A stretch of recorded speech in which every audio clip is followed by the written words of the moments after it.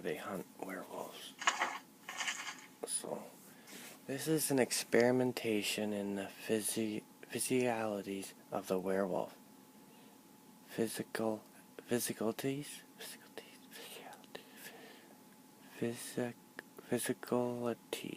Experimentation in the physicalities of the werewolf by Ramon Crex. Far too many books, such as this one, began with some sort of justification. Some reason for study is concocted in the hopes that the writer's obsession will be seen in a more noble light. I make no such pretensions. No werewolf killed my family. None ever threatened me personally, nor even an acquaintance of mine. My obsession is born out of simple curiosity, with a strong dose of hatred for the unnatural. It is possible to hate something without having been done harm by it. I am no philosopher, and thus here ends my introduction on with my studies. I have endeavored over the course of several decades to perform a complete study of the physical nature of the creatures we call werewolves.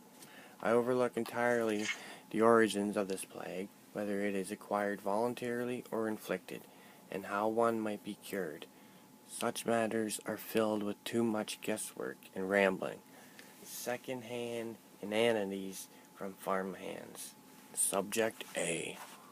Captured in Morrowind while in beast form. Makeup. Male. Breton in his true form. Notes. Subject shows an unusually high degree of control over his transformations. Experiment 1. Subject's bodily proportions were thoroughly measured before, during, and after the transformation. As expected, the proportions were identical while in true form, but some minor swelling of the head was observed immediately after the return. Changes observed during transformation.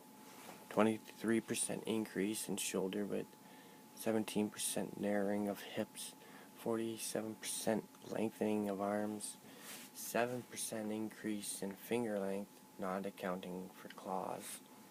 As for the legs, the lengthening of the foot to several times its normal length seems to account for the otherwise negligible changes in the thigh region.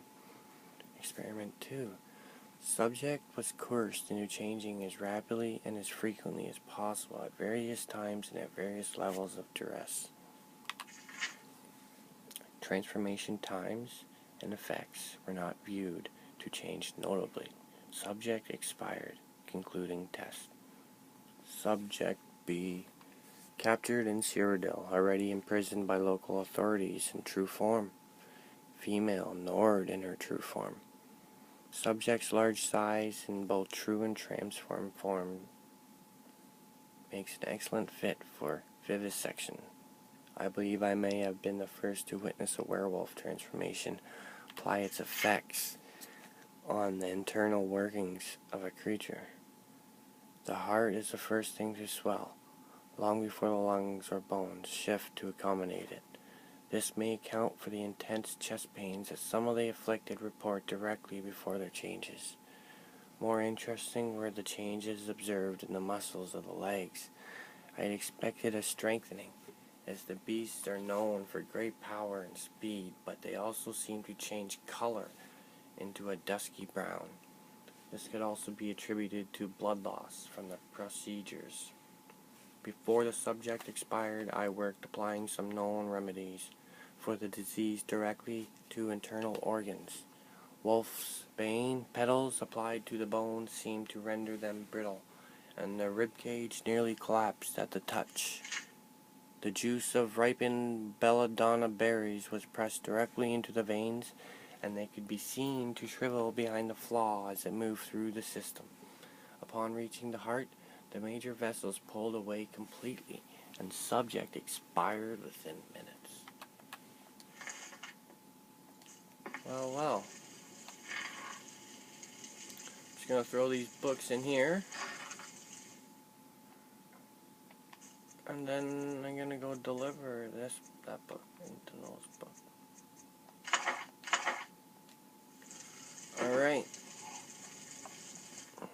It's 8:04. Well, I might as well get some sleep before I head out there. So I'll see you in the morning. Good night.